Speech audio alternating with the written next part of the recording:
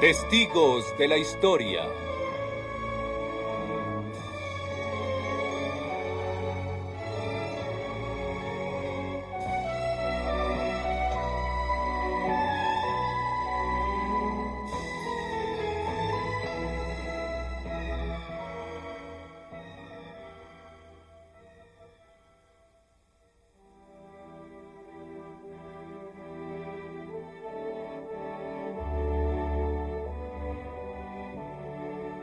A comienzos de 1917, el Imperio ruso sigue gobernado aún por un zar autocrático. Desde su palacio en San Petersburgo, un hombre equivalente a un dios manda sobre 170 millones de gente, Nicolás II.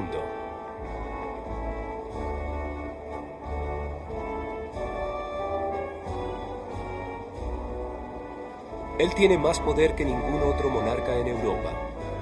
Ha resistido los cambios políticos.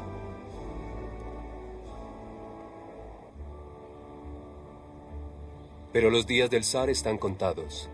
Descontentos y hambrientos, los trabajadores se pusieron en huelga en San Petersburgo.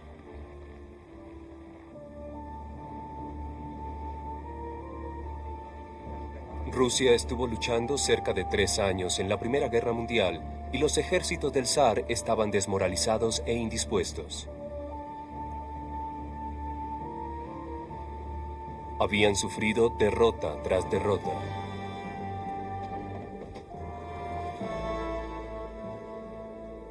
En febrero tiene lugar la primera revolución y un gobierno provisional se toma el poder.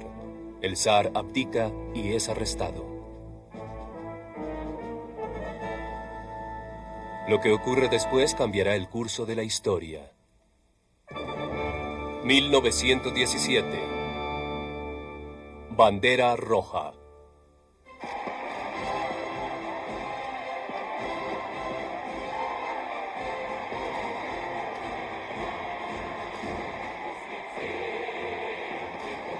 Los rusos creían que finalmente habían obtenido su libertad.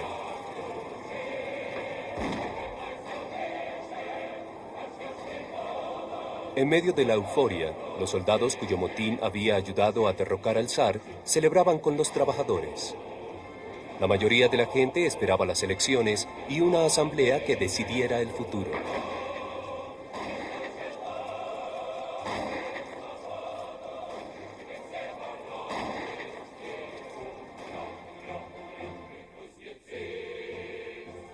Lenin, líder del pequeño partido bolchevique, quería un cambio más revolucionario y su tipo de marxismo-socialismo.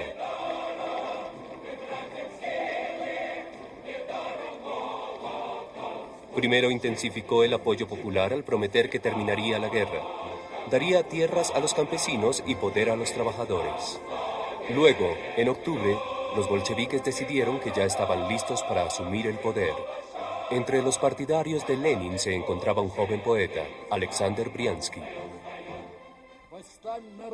Levántense, tomen las calles, alcen el martillo, forjen la felicidad del mundo, terminen las ceremonias y la adulación, marchen intrépidos, brillantes, alegres.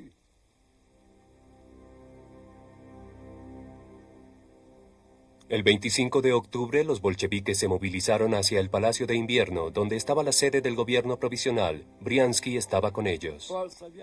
Por sugerencia de Lenin, los marinos se pusieron los uniformes de los empleados del Palacio de Invierno. Lograron llegar a los edificios por las puertas traseras, los áticos y los tejados. En un barco de guerra ubicado detrás del Palacio de Invierno de los bolcheviques, los marinos esperaban dar una señal para proceder a las etapas finales del golpe. Cuando el aurora disparó, todo el mundo corrió hacia adelante gritando ¡hurra! Escalamos sobre las rejas y entramos al Palacio de Invierno. Yo iba al frente. Corrí escaleras arriba. Tambaleante llegué a un gran vestíbulo en el que se hallaba todo un destacamento de cadetes con sus rifles listos para disparar. Entonces yo grité, arrojen sus rifles, y arrojaron sus armas como si se les hubiera ordenado. habían visto cuán enojados estábamos.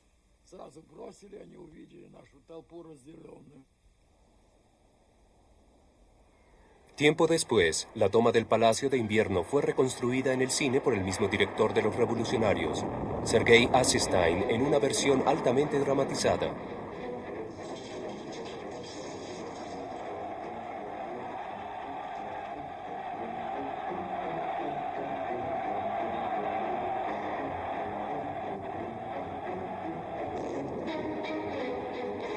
En realidad hubo poca resistencia, solo 5 murieron.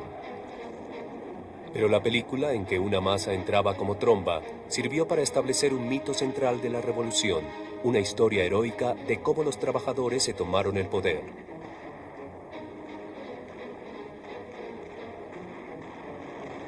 Esa misma noche, Lenin habló a las asambleas revolucionarias de los trabajadores afirmando su visión. Les dijo que Rusia había dado vuelta a una nueva página que conducía a la victoria del socialismo. Y él dijo: a partir de ahora, las mismas masas oprimidas formarán el gobierno. Afuera del vestíbulo, muchos tenían miedo de la reacción de los bolcheviques, pero los primeros seguidores estaban excitados y llenos de esperanza con el mensaje de Lenin. Pensé que el futuro de Rusia seguiría un rumbo diferente. Pensé que el pueblo ejercería el poder por medio de los trabajadores, los soldados y los soviets. Todo el mundo trabajaría donde estuviera, libre de la explotación.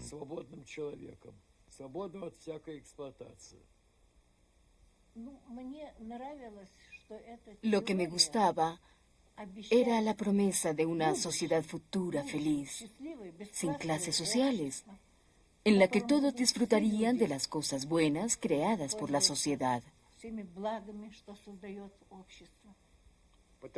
A mí me atraía la idea de justicia, de igualdad entre la gente.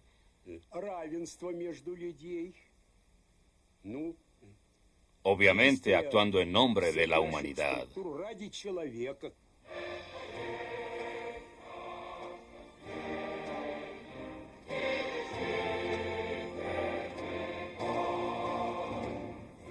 Pronto, después de la revolución, los bolcheviques cambiaron la capital de San Petersburgo a Moscú. Sacaron a Rusia de la guerra. El zar y su familia fueron fusilados. Y desde Moscú planearon la extensión de la revolución al resto del mundo. Se envió un enérgico mensaje a los trabajadores de todas partes. Si el proletariado en otros países seguía las ideas comunistas, podrían derrocar a los reyes y a los capitalistas, obteniendo un mundo en el que no habría más guerras. Harry Young había ido a Moscú en una pequeña delegación del Partido Comunista Británico. El presidente Zinoviev dijo que el próximo en hablar sería el camarada Lenin. Se escuchaba la caída de un alfiler. Silencio total. Un vestíbulo amplio, 3.000 personas de todo el mundo. Y él, un hombre pequeño, no más alto que yo, de hombros anchos, con un rostro un poco mongol y la cabeza muy calva. Tenía una pequeña chivera. Se levantó y se inclinó sobre una especie de podio. Usted sabe cómo se llaman. Y les habló como un tío holandés.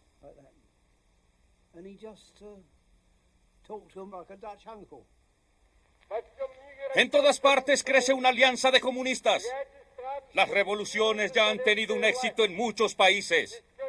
Y pronto veremos nosotros la victoria del comunismo en todo el mundo y la fundación de una república mundial federal de soviets.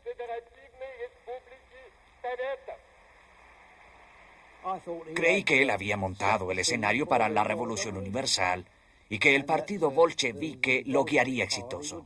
Que el próximo sería Alemania, luego Francia y después Italia. En la agitación que sucedió a la Primera Guerra Mundial, otros intentaron seguir el ejemplo de los bolcheviques. En Berlín, los comunistas trataron de tomarse el poder. En Múnich, lo lograron brevemente. En Hungría, una república soviet duró algunos meses. Pero la victoria fue efímera. todos los levantamientos comunistas fueron derrotados. En la misma Rusia, los bolcheviques tuvieron que luchar para sobrevivir en una viciosa guerra civil con los seguidores del viejo régimen, quienes recibían ayuda de los gobiernos occidentales. En 1921 los bolcheviques obtuvieron la victoria, pero el partido que clamaba hablar en nombre del pueblo no tuvo nunca un apoyo mayoritario. Lenin había creado una gran fuerza de policías secretos para matar y aterrorizar a sus opositores.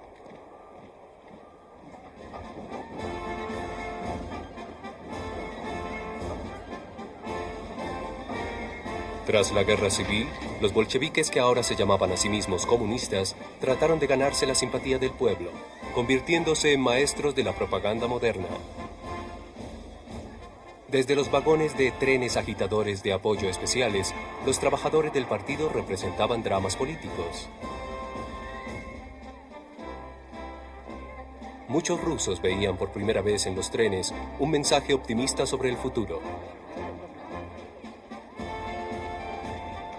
Los carteles hacían llegar las ideas centrales del comunismo como habían sido concebidas por el alemán Karl Marx en el siglo XIX y adaptadas posteriormente por Lenin. En el centro de todo estaba la idea de la lucha de clases. En el pasado, los capitalistas habían explotado a los trabajadores oprimidos. Ahora el proletariado asumiría el control. En las fábricas, los representantes de los trabajadores tomarían las decisiones. Se abandonaría la idea de aprovechamiento. Hospitales, vivienda y escuelas serían los frutos de la lucha. Y serían los comunistas, los verdaderos seguidores, quienes los llevarían a ese radiante futuro. Mikhail Mindlin trabajaba en una fábrica de Moscú. No necesitábamos palabras especiales. No íbamos a discutir la teoría de construir nosotros el comunismo. Y dando un ejemplo personal, considerábamos que esto era lo más importante de nuestro trabajo en el Komsomol y en las fábricas. De modo que la gente diría, miren, ese debe ser un comunista. ¿Y por qué? Pues miren cómo trabaja ese hombre.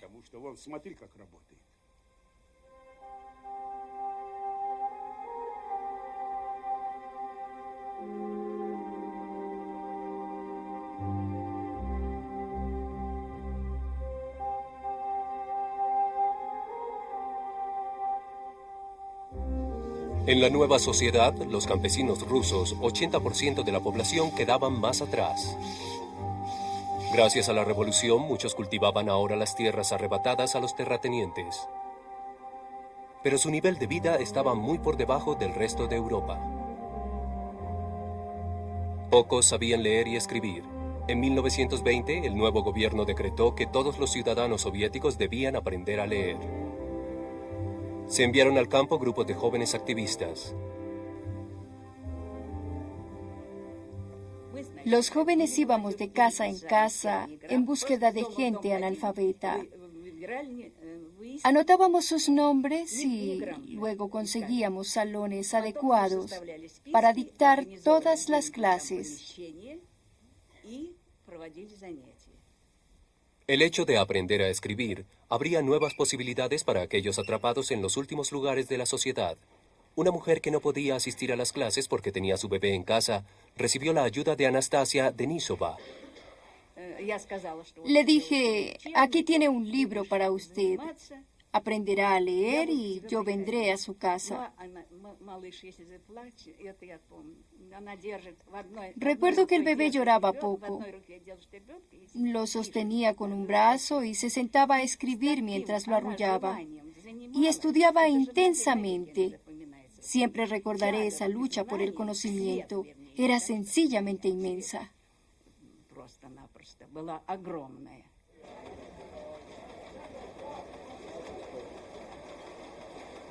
Con objeto de producir los ingenieros y técnicos que necesitaba la nueva sociedad, se extendió la capacitación y los comunistas dijeron que las mujeres tendrían igualdad con los hombres y recibirían los mismos salarios. Ella Chishier fue una de las mujeres de la nueva generación. Cuando Lenin dijo que el comunismo es el poder soviético más la electrificación, yo decidí que tenía que ser ingeniera electrotécnica. Ese era mi sagrado deber. Y yo no quería dedicarme a hacer planos. Quería construir una estación de energía eléctrica. Esa era mi misión y la realicé. La revolución me dio el derecho de sentirme igual a cualquier hombre. Me dio el derecho de trabajar, de estudiar lo que deseaba estudiar.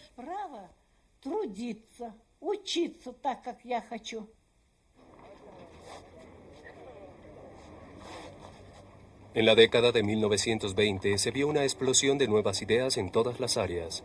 Los arquitectos construyeron edificios que rompieron con los estilos burgueses y los músicos también hicieron experimentos.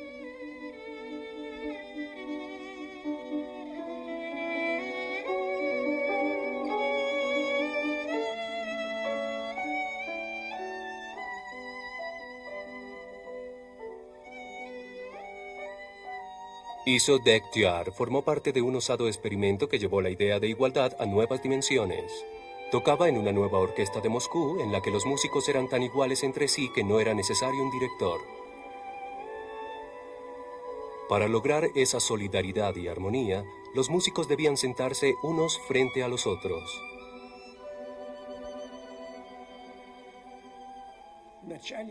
En los comienzos de la revolución, la vida era muy difícil para los músicos.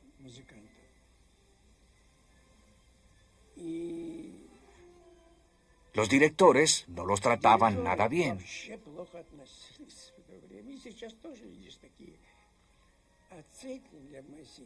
Pero el fundador de la orquesta decía que lo que importaba era el músico y que éste debía liberarse del yugo del director.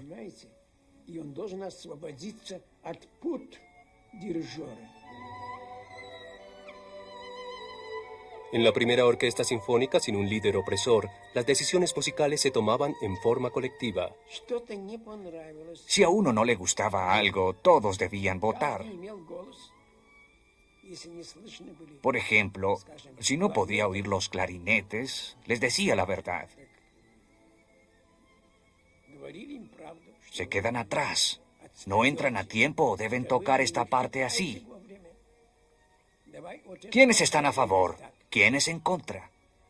Esto no ocurriría en una orquesta con un director. Era una verdadera novedad.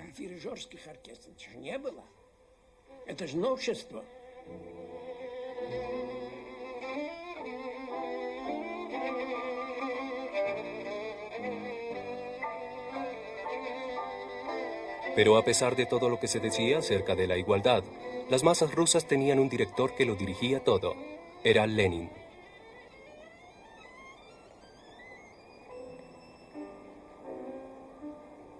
Cuando murió, había formado un partido, un estado ideológico y un elaborado sistema de control.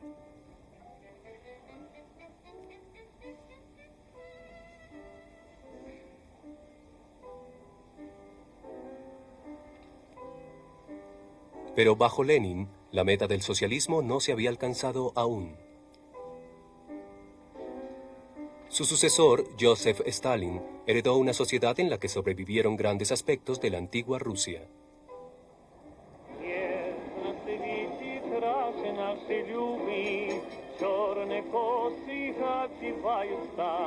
Los campesinos aún podían vender en los mercados los productos que ellos mismos cultivaban.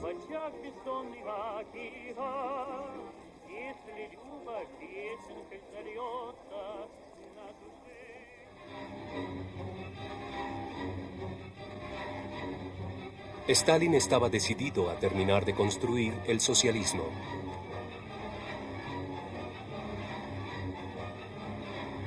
De manera que lanzó el primer plan de 5 años para modernizar la economía.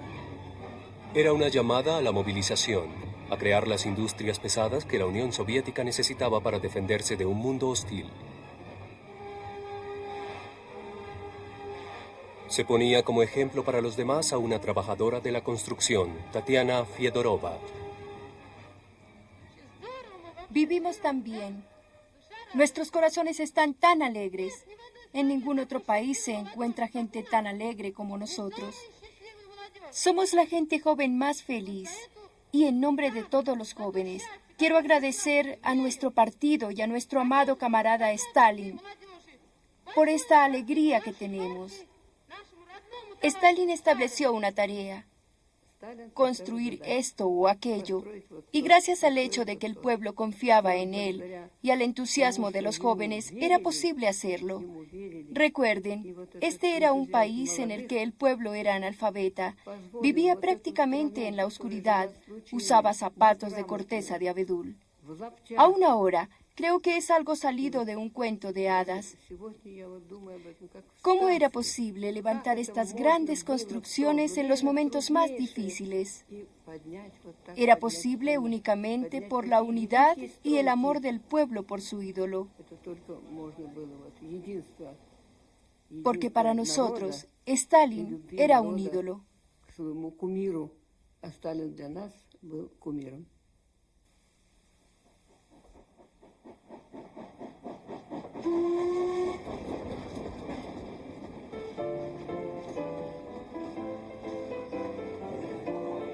Con tanto por construir tan rápidamente, se enviaba a los trabajadores a todo el país para realizar el plan. Decenas de miles de ellos fueron al otro lado de los montes Urales para iniciar la construcción de una estructura de acero gigante. Se veían a sí mismos como pioneros.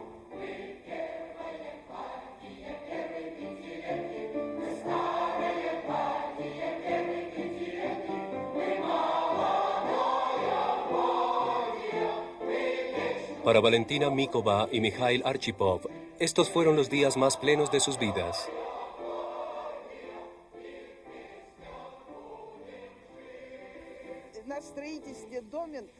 Había solamente una excavadora en el sitio de construcción del horno de explosión, y no siempre se podía confiar en ella.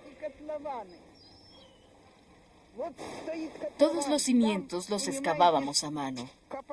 La trinchera se llenaba de gente. Uno toma la tierra, la lanza al siguiente nivel. La segunda persona se la lanza a la tercera a la cuarta, hasta completar 5 o 6 niveles. Fue así como sacamos la tierra de la trinchera para llevarla entonces en carretillas.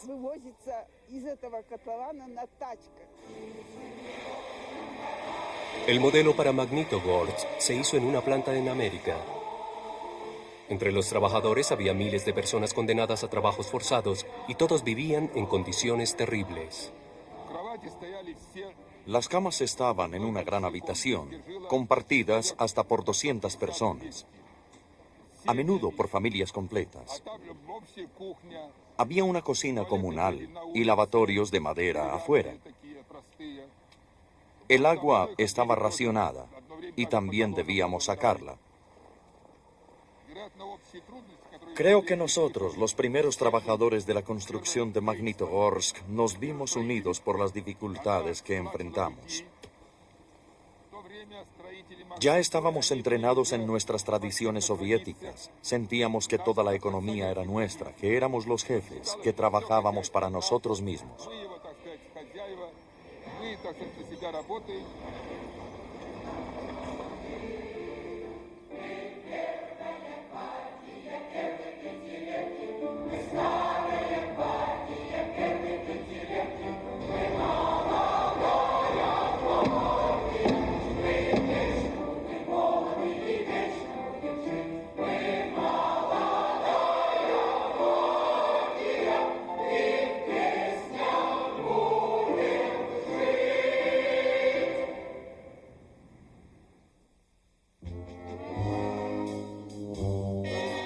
La apoteosis de la construcción y gastos en la Unión Soviética llegó en el momento de la Gran Depresión de Occidente.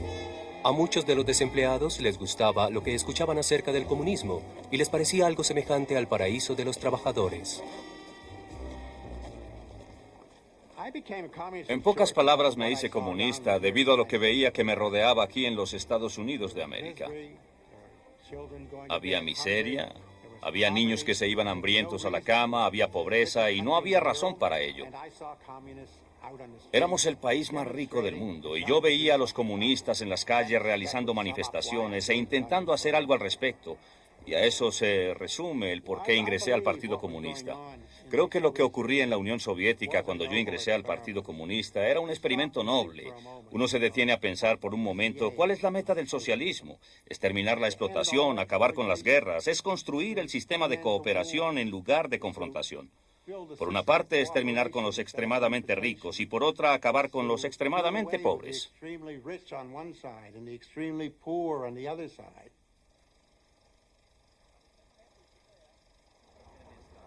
El escritor irlandés George Bernard Shaw estuvo en la Unión Soviética visitando fábricas y granjas con Lady Astor.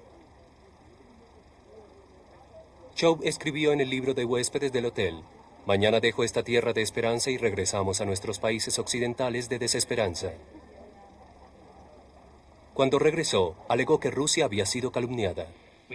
Hemos retransmitido nuestra vileza y ahora el sol brilla en Rusia como un país del que Dios está muy satisfecho, mientras que lanza su ira contra nosotros y no sabemos a dónde mirar en busca de consuelo o aprobación.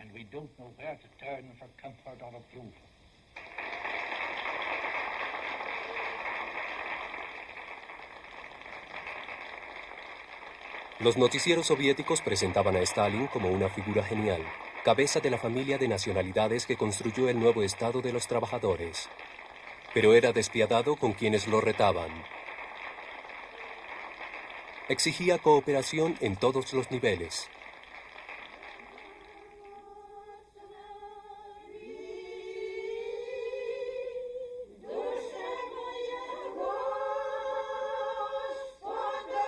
Para millones de rusos, la Iglesia era todavía una fuente de fortaleza que les ofrecía el único sistema alterno para sus creencias.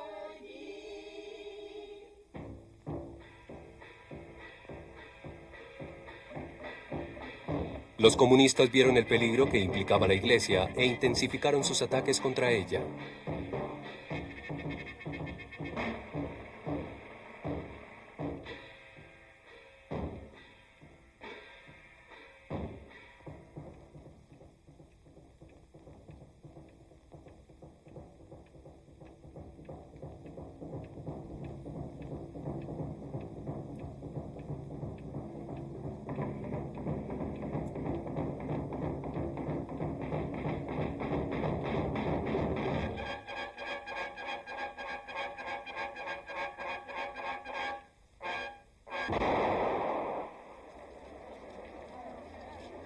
Se ridiculizaba y vejaba a los curas de pueblo, forzándolos a renunciar a su fe. Israel Chernisky fue un activista comunista en su pueblo en Ucrania. El cura entró, se quitó la casulla y la puso sobre la mesa. Llamaron al barbero y éste le cortó el cabello. Y el cura anunció: Dios no existe. Yo les he mentido. Entonces los campesinos sentados allí gritaron: ¿cómo pudo hacerlo? Le construimos una casa y ahora nos dice que no hay Dios.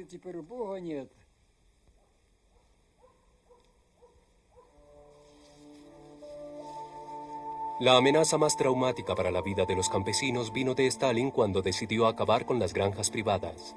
Pensó que sus métodos eran muy ineficientes para cosechar los alimentos que el país necesitaba ahora.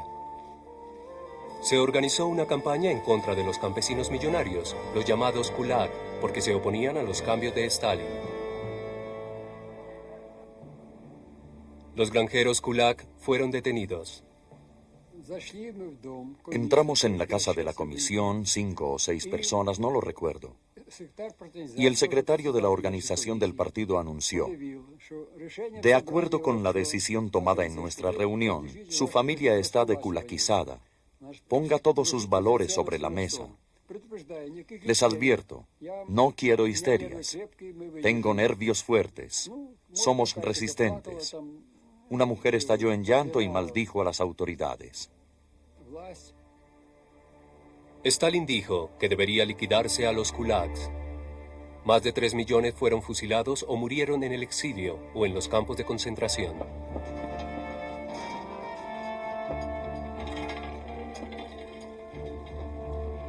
El Estado se apoderó de los implementos de las granjas de todos los campesinos. Se tomaron la tierra que a partir de entonces se cultivaría en forma colectiva en grandes unidades. Pero los campesinos no querían la colectivización. Prefirieron matar a sus animales en vez de entregarlos. El Estado tomó los granos.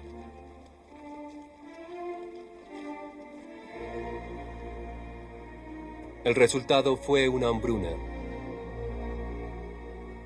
Al cabo de 5 años, 7 millones habían muerto de inanición. Estas fueron escenas que Bernard Shaw y otros visitantes occidentales no vieron. Pelagia Ovcharenko casi fue arrestada por el cuerpo de recolectores.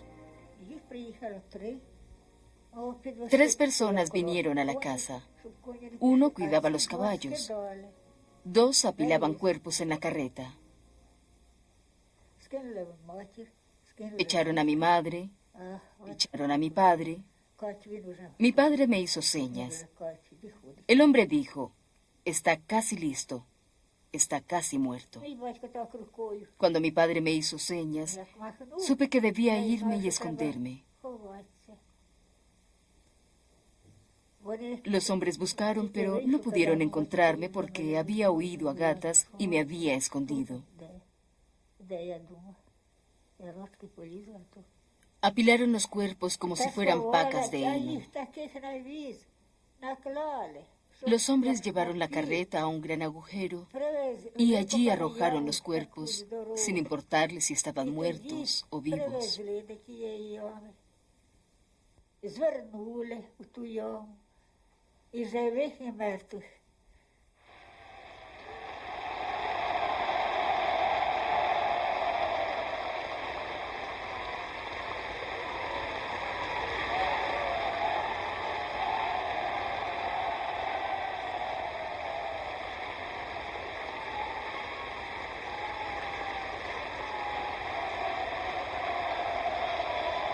Cuando en 1937 Stalin enumeró los logros alcanzados por el socialismo, no mencionó el precio que se había pagado por ellos.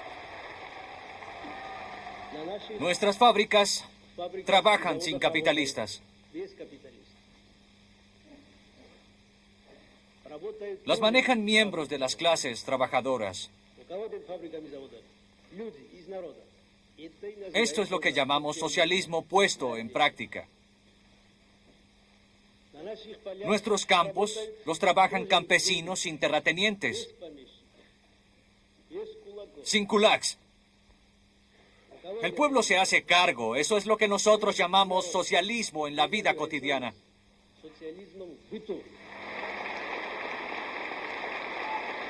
Decía que las ovaciones a Stalin eran tan largas porque nadie se atrevía a ser visto como el primero en dejar de aplaudir. Stalin no solo utilizaba métodos severos para instaurar los cambios que consideraba esenciales, estaba obsesionado con la idea de destruir a todos los opositores en potencia.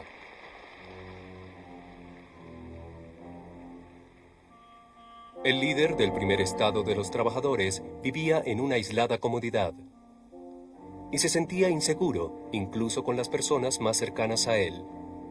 Uno por uno, los comunistas más antiguos, que habían planeado la transformación política y social del país, se convirtieron en sus víctimas.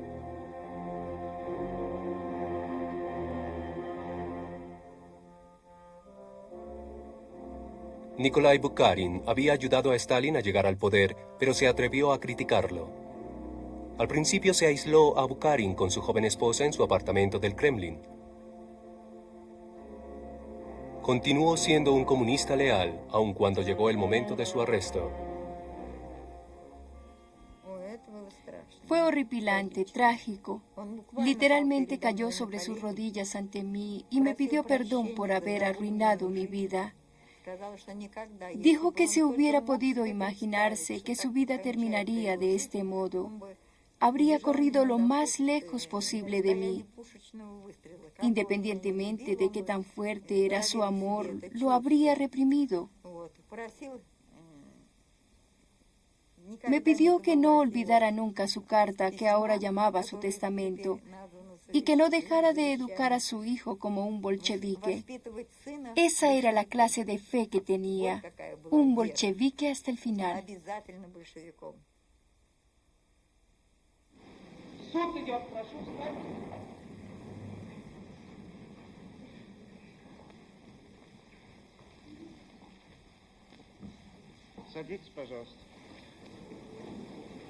El destino de Bukharin se selló en una de las series de juicios espectáculos, especialmente diseñados como eventos publicitarios para infundir temor e inculcar obediencia.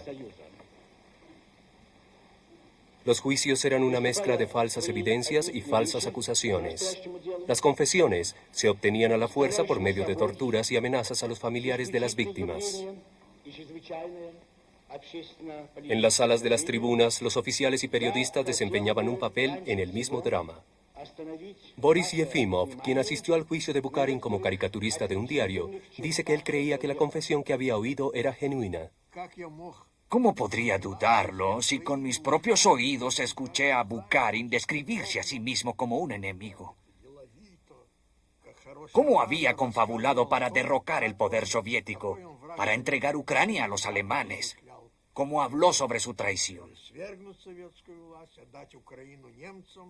¿Qué habría dicho usted en mi lugar si personalmente hubiera oído a un hombre confesar sus crímenes? Era una especie de hipnosis.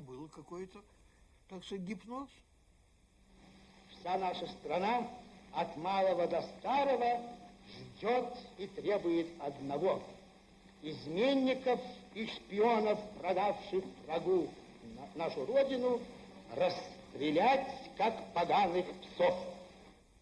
En sus caricaturas para Pravda, Yefimov obedientemente tomó la descripción del acusado hecha por la parte acusadora como perros viles. Él empleó esta frase, que Trotsky y Bukharin eran una sola criatura. Una criatura con dos cabezas. El perro loco del fascismo.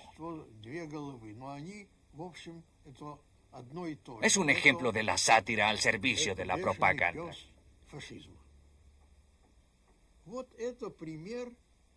Cualquier persona sencilla, yo no diría tonta, sino sencilla, podía entenderlo.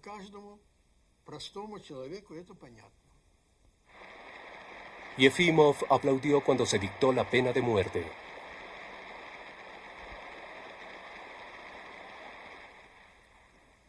Cuando leyeron su sentencia de muerte, algo se despertó dentro de mí. Sentí que yo había cambiado, que se habían extinguido las luces sobre nuestra maravillosa Unión Soviética.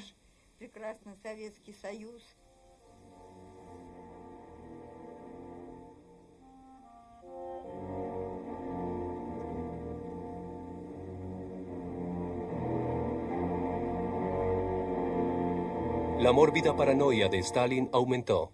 Nadie estaba a salvo en el país, de cualquier nivel de vida que fuera y sin importar si pertenecía al partido o no. Desde su escritorio controlaba y dirigía el gran terror. Las órdenes de la policía secreta daban a cada región una cuota arbitraria para las purgas. Categoría 1 implicaba muerte. Categoría 2 significaba ir a los campos de prisioneros. Pero en ocasiones Stalin se impacientaba cuando escribió den una cuota suplementaria de 6.000 personas en la primera categoría a Krasnodar. Estaba firmando la muerte segura de 6.000 personas adicionales a la meta originalmente fijada.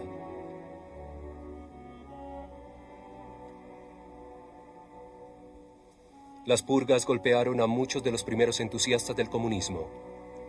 Mikhail Mindlin, categoría 2, fue arrestado e interrogado en Moscú por la policía secreta. Cuando comenzó el interrogatorio, me obligaron a afirmar mentiras sobre mí, verdaderas calumnias, y sobre todo sobre mis buenos camaradas de región. Me dieron una lista que incluía 47 personas en ella. Querían hacerme firmar una declaración, y yo no lo hacía.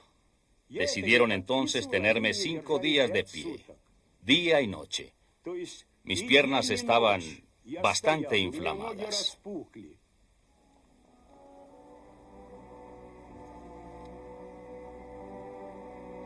En el punto álgido de las purgas, a la gente común se le exigía que participara en demostraciones masivas en contra de los enemigos del pueblo. No obstante, algunos que habían sido grandes devotos de Stalin permanecían ciegos acerca de lo que estaba ocurriendo. Ella Shishier, la joven ingeniera electrotécnica, no podía creer lo que le contó su esposo, un oficial del partido. Él comprendía y sabía lo que yo desconocía. Cuando dijo, no puedes imaginártelo, Stalin está fusilando a todos los miembros actuales del Politburó y los iba contando uno por uno. Yo no pude resistirlo. Estábamos almorzando. Tomé un cuchillo y se lo lancé.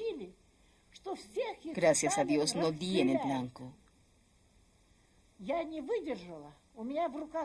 Pero eso era lo que ocurría en esa época. Stalin nos estaba matando a todos.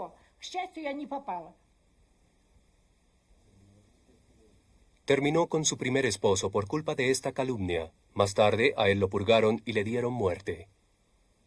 Ella se enamoró de otro hombre que todavía compartía su incuestionable adoración por Stalin, pero también él fue purgado.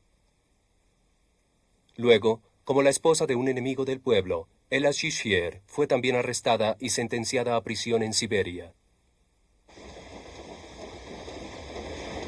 Fue enviada con un grupo de otras mujeres apretujadas en vagones, con nada más para comer que pescado salado. Sufrió una sed desesperada.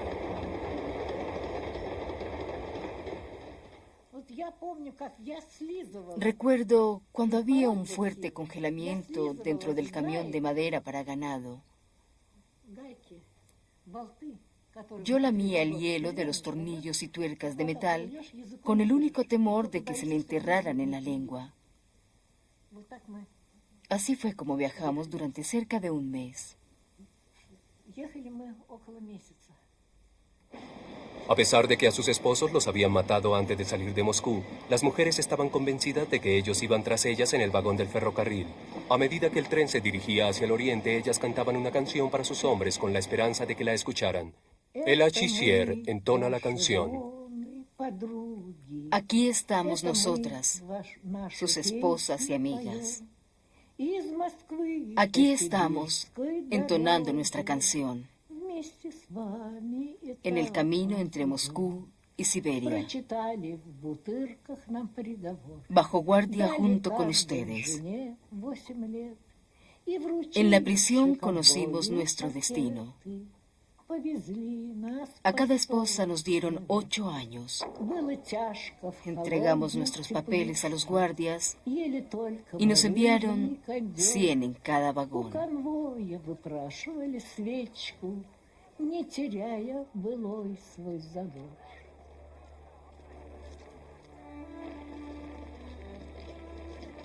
Los cargamentos masivos de prisioneros continuaron durante años. Ellos llenaron miles de campos en las partes más remotas e inhóspitas de la Unión Soviética.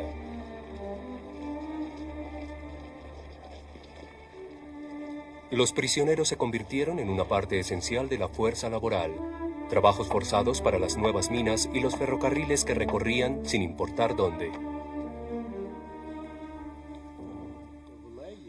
Recuerdo que primero trabajé en el ferrocarril de BAM. Luego lo hice en Colima. Y créame, hubiese trabajado en cualquier otra parte. Lo que importaba realmente en ese momento era sobrevivir, no morir de hambre. Le daban a uno balanda como alimento. Balanda es una sopa con un poco de huesos de pescado y avena flotando alrededor. Bebíamos en escudillas de metal. Nos daban un cucharón de balanda y solamente un trozo de pan.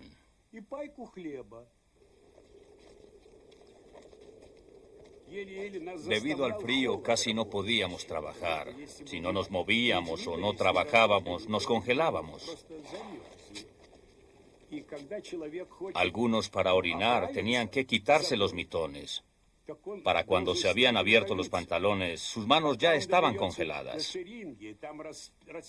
Tan pronto se disponían a orinar, sus partes nobles se congelaban. A mucha gente le tuvieron que amputar sus partes nobles.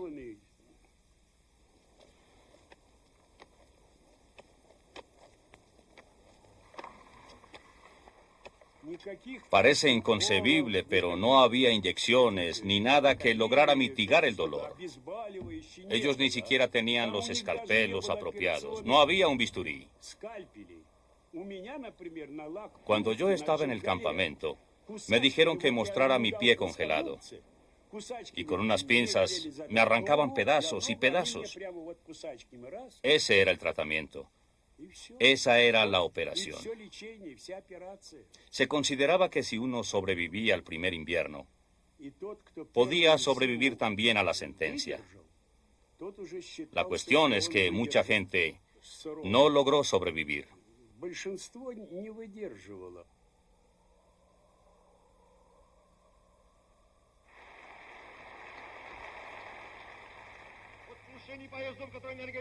Los secuaces de Stalin trataban de justificar lo que estaba pasando. Por su sobresaliente trabajo al exponer organizaciones secretas, la policía secreta había salvado la vida de mucha gente amenazada por sus enemigos, los saboteadores.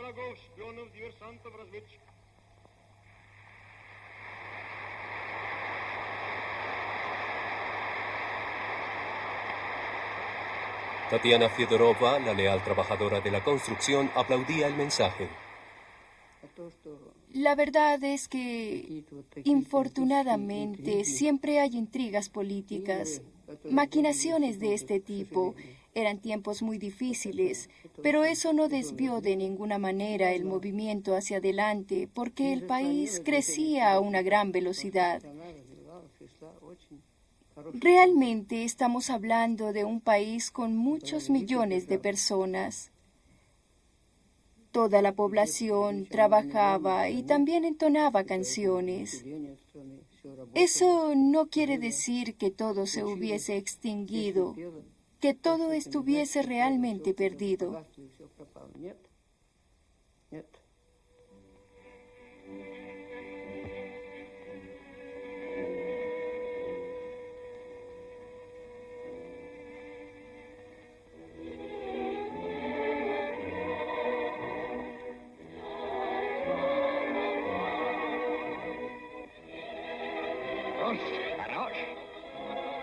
Los estudios de cine del Estado intentaron llevar a las audiencias soviéticas a creer que eran tiempos normales, produciendo obras musicales escapistas equiparables a las de Hollywood.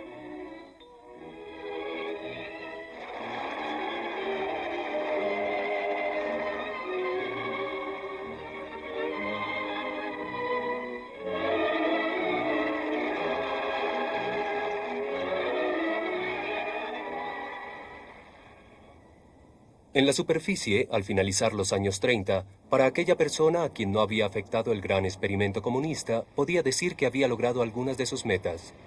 Una gran mayoría sabía leer. A cualquier precio se habían terminado grandes proyectos de construcción como el metro de Moscú, y muchos ciudadanos soviéticos tenían una oportunidad de trabajar que no habían tenido antes. Tras sus primeros años como maestra de pueblo, Anastasia Denisova se había mudado a la ciudad. La revolución me abrió los ojos al mundo. Me lo dio todo.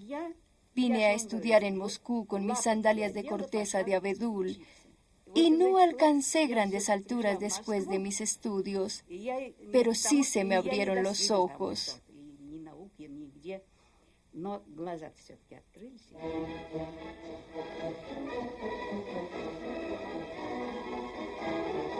En 1917 los comunistas habían sido una minoría muy pequeña. Habían impuesto su ideología a sus compatriotas esperando persuadirlos con los resultados. Pero 20 años más tarde, incluso los primeros seguidores sabían que no se había cumplido la promesa de que las propias masas oprimidas formarían el gobierno. Indudablemente él fue el mayor enemigo que tuvo el socialismo. Había acabado con el socialismo al destruir a la gente en todos los aspectos de la vida. Lo hizo en la agricultura, también lo hizo en las artes y sobre todo en el partido. Destruyó a la gente de todas partes. ¿No era acaso eso perverso en contra de aquellos grandes objetivos que todos nosotros teníamos en nuestras mentes? великой, светлой цели, о которой мы все время говорим.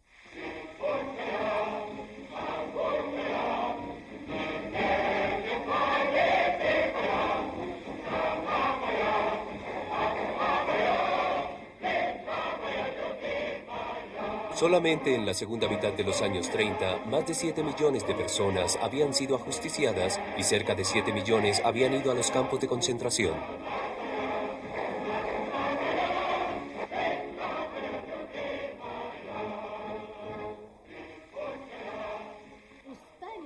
Bajo Stalin no había socialismo de ninguna clase. El mismo Stalin destruyó todo el socialismo. De no haberlo hecho Stalin, alguien más lo habría hecho. Alguien habría destruido este sistema, probablemente porque para esa sociedad aún no había llegado el momento.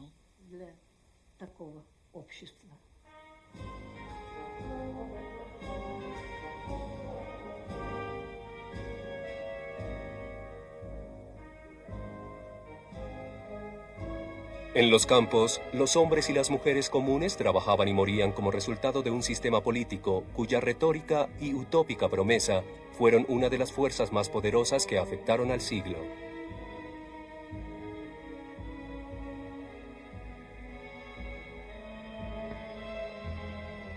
Y lejos de morir, al terminar la Segunda Guerra Mundial, el sistema comunista seguiría dominando la vida de mucha más gente, aportando las mismas ideas populares y las mismas realidades malvadas.